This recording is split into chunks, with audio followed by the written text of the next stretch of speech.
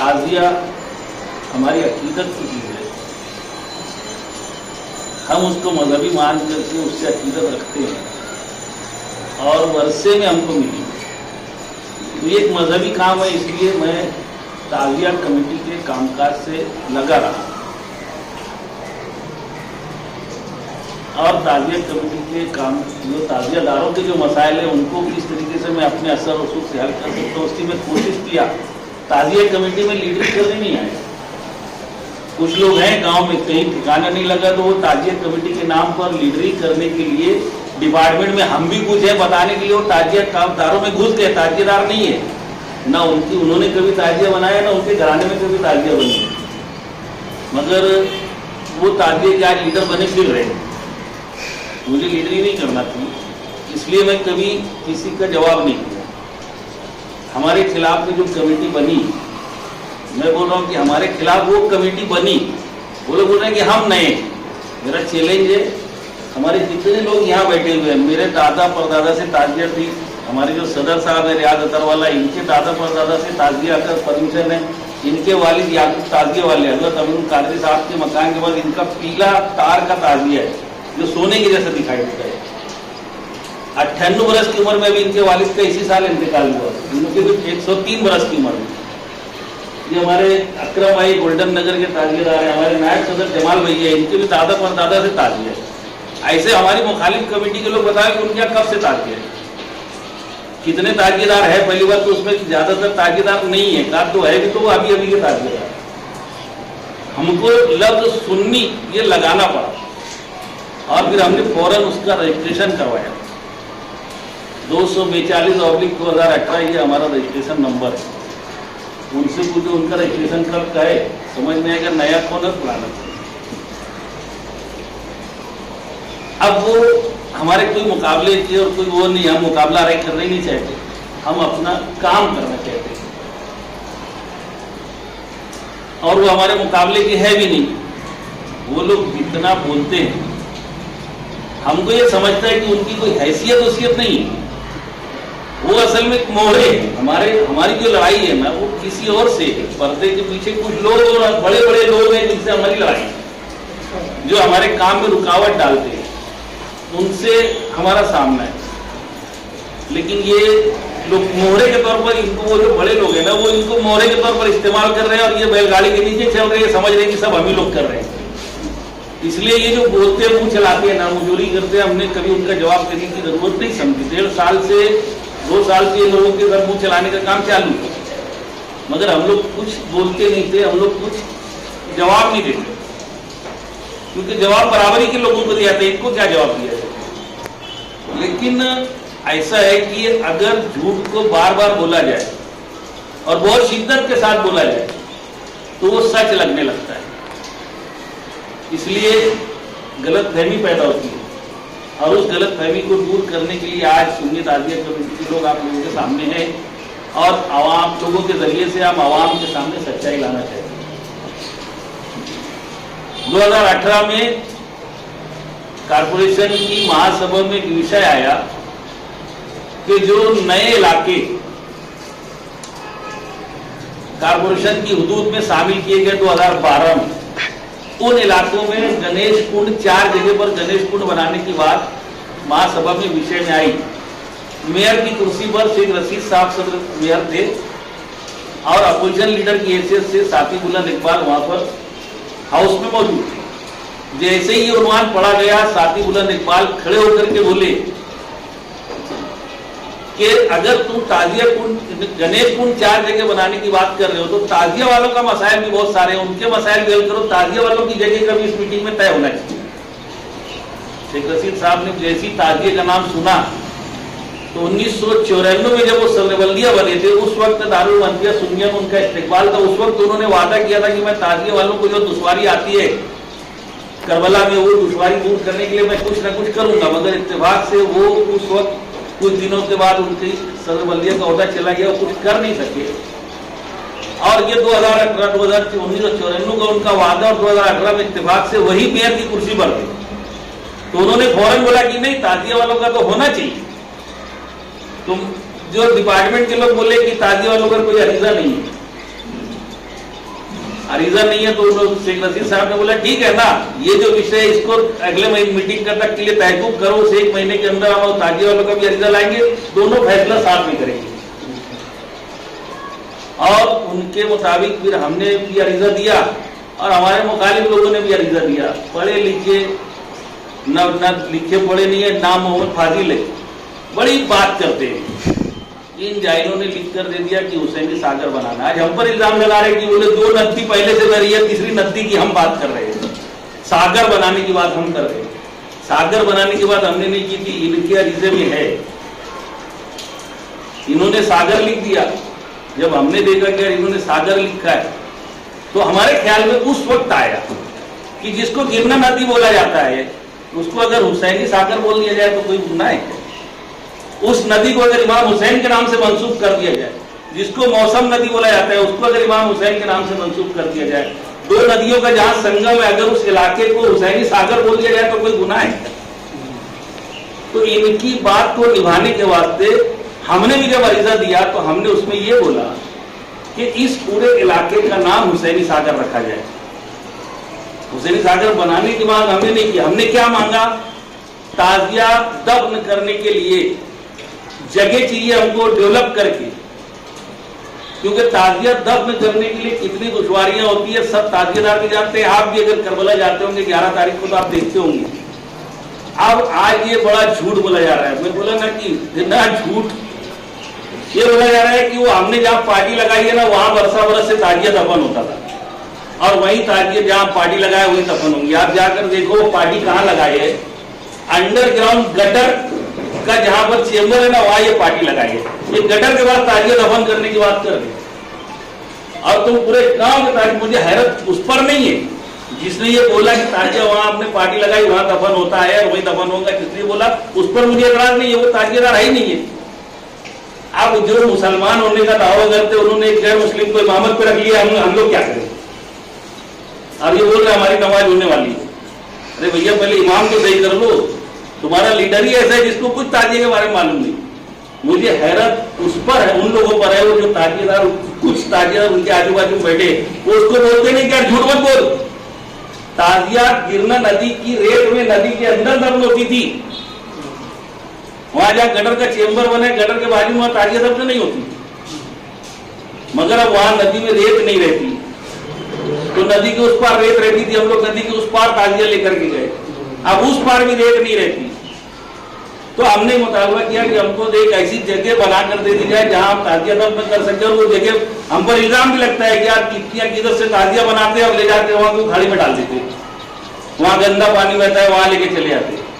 तो हमने ये मुतालबा किया कि हमको एक ऐसी बड़ी जगह जहां शहर भर के ताजिया दफन हो सके, इतनी बड़ी जगह हमको डेवलप करके 4 दीवारी बना के गेट और लगा करके दे दिया जाए ताकि वो साल भर महफूज रहे, कोई गंदगी ना हो और हम अकीदत से जाकर हम वहां ताजिया अपना दफन कर सके।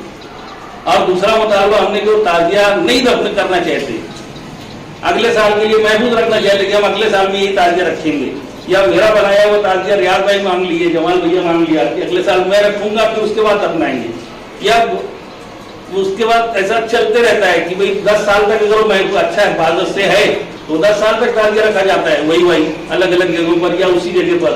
मेरे अपने घर पर मैं पैदा नहीं हुआ था तब का ताजिया, मेरी उम्र 56 साल है, मेरे यहाँ 62 साल हो गए, मेरे दादा ने ताजिया बनाया था तब का ताजिया लगा था। तो ये ताजिया महफूज रखने के लिए अब लोगों के पास मकानात में जगह नहीं है तो एक शेड होना चाहिए। शिया कब्रिस्तान वालों का एहसान है, आज बरस से लगभग 40-45 बरस से उनके यहाँ ताजिया रखने के लिए उन्होंने एक हॉल हमको दिया, वो हॉल छोटा पड़ने लगा तो उसके बाजू में जनाजा हॉल है उनका, उन्होंने उस जनाजा हॉल में ताजिया रख दिया। अब ताजिया एक बार रखा गया तो साल भर रखा रहता है, उस साल भर में मैयत है बेचारों ने बाहर नमाज जनाजा पढ़ ली, दूसरी तरफ नमाज जनाजा पढ़ ली, मगर हमारे ताजिया की उन्होंने हिफाजत की। अब उनको उस जगह का कुछ डेवलप भी करना है तो हमको ताजिया रखने के लिए एक शेड बना करके कारपोरेशन दे देगी। ये हमने मुतालबा किया कि वहां पर जहां हमारा करबला बाप दादा से है, 100 साल से ज्यादा अरसे से जहां गिरना नदी मौसम नदी के संगम पर करबला है, वहां पर हमको एक अच्छी जगह ताजिया दफन करने के लिए डेवलप करके दी जाए और ताजिया रखने के लिए वहीं पर शेड बना करके दिया जाए और उस पूरे इलाके का नाम हुसैनी सागर रखा जाए।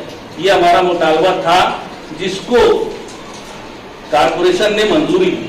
अभी मैंने जो रजिस्ट्रेशन का बताया आपको, ये हमारा रजिस्ट्रेशन है, ताजिया उसको मंजूरी दी। 25/9/2018 का ये ठहराव है। इसमें लिखा हुआ है कि ताजिया दफन करने के लिए, ताजिया विसर्जन के लिए दफन विधि जागा विकसित करून देणे व ताजिया सुरक्षित ठेवण्यासाठी शेड बांधून देणे व या जागेला हुसैनी सागर, अल्लाह का करम है, कुछ लोग उसमें कुंड बनवाने गए थे। ये बोलते हैं निहाली तलवे चाटते किसी और सियासी लीडर के, इनको इतनी अक्ल नहीं क्या जुमले के लफ्ज का मतलब क्या होता है। अब ये कुंड की बात ला रहे, बोल रहे कुंड रहता है क्या ताजिए का? तुम ही गए थे उस वक्त के लीडर को लेकर साथ में, तुम्हारे तुम जिसके तलवे चाटते उसको लेकर तुम ही गए थे, तुमने ठहराव के अंदर कुंड करवा लिया था। हमने एप्लीकेशन देकर उसमें दुरुस्ती करवाया और हमने बोला कुंड नहीं, हमने मांगा है कि हुसैनी सागर, तो लिखने वाले ने लिख दिया सुन्नी ताजिया कमेटी हुसैनी सागर करबला। ये ठहराव में उस इलाके का नाम मंजूर हो चुका है। अभी हमने वहां पे कारपोरेशन कमिश्नर को लिख के दिया है कि ये जो हुसैनी सागर करबला की मंजूरी नाम की हो चुकी है, तो वहां नाम का बोर्ड लगना चाहिए। इंशाअल्लाह कुछ दिनों में वहां सुन्नी ताजिया कमेटी हुसैनी सागर करबला इस्लाम का वहां बोर्ड लग जाएगा। ये पूरा इलाका इस्लाम से पहचाना जाएगा। गिरना नदी, मौसम नदी के इलाके का नाम। अब रह गया सवाल कि भाई वो वहां पर जगह, तो ये गांव नक्शा है, आजादी से पहले का ये गांव नक्शा है। आप इसमें देख सकते हैं कि नीचे गिरना नदी बह रही है, इस तरफ से उसमें आकर के मौसम नदी शामिल हो गई है। ये भिकन साग का इलाका जो अभी की सरकारी कला का है, ये जमीन है सर्वे नंबर 115, ये पूरी जमीन। यहाँ बीच में से तकलीफ दिखाई दे रही है, ये है नगांव रास्ता। पुराने रिकॉर्ड में इसको नगांव रास्ता है, जिसको आज के जमाने में करबला रोड या गिरना रोड बोला जाता है। ये नगांव रास्ता है। नगांव रास्ते के उस तरफ भी 115 का कुछ हिस्सा है जो 3 कोने का नजर आ रहा है और बाकी का हिस्सा इधर है। ये गांव नकाशा जब मालेगांव गांव था तब का ये नक्शा है। उसके बाद में इसको डेवलपमेंट प्लान बनाया गया। आज का जो मौजूदा डीपी है, ये डीपी प्लान है। ये डीपी में तुम्हारा ये गिरना रोड, ये जो गुलाबी हिस्सा नजर आ रहा है, ये रिजर्वेशन के उसमें जो नीचे का गुलाबी हिस्सा है, ये सर्वे नंबर 115-2, इसमें शमशान भूमि लिखा हुआ। इस नक्शे पर डेवलपमेंट प्लान में इसको शमशान भूमि लिखा हुआ है पूरी जमीन। तब कापड़नीस नाम का डिप्टी कमिश्नर था, उसने एप्लीकेशन लिया कि शमशान भूमि की जगह तुमको कैसे देंगे। मैंने बोला उतारा लेकर गया, 7 का उतारा। मैं बोला आयशा नगर कब्रिस्तान की जमीन के 7 के उतारे पर भी शमशान भूमि लिखा हुआ है, तुम कुछ भी कर डालो। करबला की जमीन है, ताजिया वालों की जमीन है, उस पर तुमने पूरी आधी हिस्से शमशान भूमि, आधा हिस्सा कर ताजिए का, तुमने पूरी जमीन पर शमशान भूमि लिख दिया, तुम्हारी गलती है। ये जमीन ताजिए की है। ये डेवलपमेंट प्लान का नक्शा है। जो नीचे जो बीच में जो हरा सा नजर आ रहा है, इसके ये जो 3 कोनी गुलाबी बड़ा है ना, ये मंदिर है। वहां पर जो जानेश्वर का एक बहुत तारीखी मंदिर है, उसके नीचे का ये हिस्सा। अब ये जगह मेले की एक कलेक्टिव जगह है। करबला ताजिए के लिए जो जब दफनाने के लिए जाते हैं, वहां जो दुकानें वगैरह लगती है उसके लिए, तो इसको मेले की जगह बोल करके सरकार के रिकॉर्ड में जगह दर्ज है। ये कलेक्टर की मिल्कियत की जगह। अभी यहाँ पर मदरसे वालों ने मदरसे का अपना जाति बताकर इसको एक मदरसा बना दिया। इधर मंदिर है, इधर शमशान भूमि है। ताजिया वाले जाते हैं सुन्नी लोग, पीछे दरगाह बिकन साहब ये सुन्नियों की, सरकारी कला ईदगाह बनी सुन्नियों की, बीचों बीच में ये देवबंदी का मदरसा बना रहे हैं। आगे क्या उससे पैगाम देना चाहते हैं, और वो भी अतिक्रमण की जगह है। जाहिर सी बात है, हमको वहां पर मेले के लिए जगह नहीं रहेगी, हम एतराज करेंगे तो फिर ये होगा कि यार मसला की तनाजा पैदा होगा। तो ये सब बातें है। ये इसमें बहुत सारी चीजें अगर वजाहत से नहीं दिखे तो हम ये लाए कि इसमें ज्यादा साफ दिखाई देता है, नदी का हिस्सा और ये सब भी इसमें ज्यादा साफ दिखाई देता है। अब ये जो इस जगह की बात थी जो मैं बताया कि नीचे का हिस्सा जब हमारे तजवीज आई तो उसने कारपोरेशन ने कलेक्टर को लिख करके भेजा कि ये जो गुलाबी हिस्सा मैंने बताया आपको, ये जो गुलाबी के नीचे हरा हिस्सा, ये जगह का कलेक्टर को लेटर दिया कारपोरेशन ने। और कारपोरेशन ने बोला कि ताजिया वालों को ताजिया दफन करने की जगह और ताजिया रखने का शेड बना करके देना, ये कलेक्टर की जगह अगर हमको देवे तो हम खरीद करके वहां बना करके देंगे, मेरे पास उसके रिकॉर्ड में लेटर है। तो इस तरीके से वो जमीन, लेकिन जब मुझे मालूम पड़ा कि कलेक्टर से तुम लेकर के खरीदो, खरीद करके लोगे तो खरीदने के लिए पैसा चाहिए। हमने 2019-20 के बजट में 40 लाख रुपया इस काम के लिए पहले मंजूर करवा लिया। वो उस वक्त की बजट की काफी मेरे पास, मैं इसलिए देर हुआ, बहुत गट्टे कागजात, जब 2018 से हम लोग इसमें चल रहे और मेरे पास दूसरे भी काम कागजात आते हैं, मैं थैली में रखता हूँ, वो इधर उधर हो जाता है, वो भी वक्त पड़ेगा, मैं बताऊंगा। 2018 और नहीं तो आप कारपोरेशन से भी ले सकते हैं। 19-20 के बजट में 40 लाख रुपया इस काम के लिए बजट में रखा गया।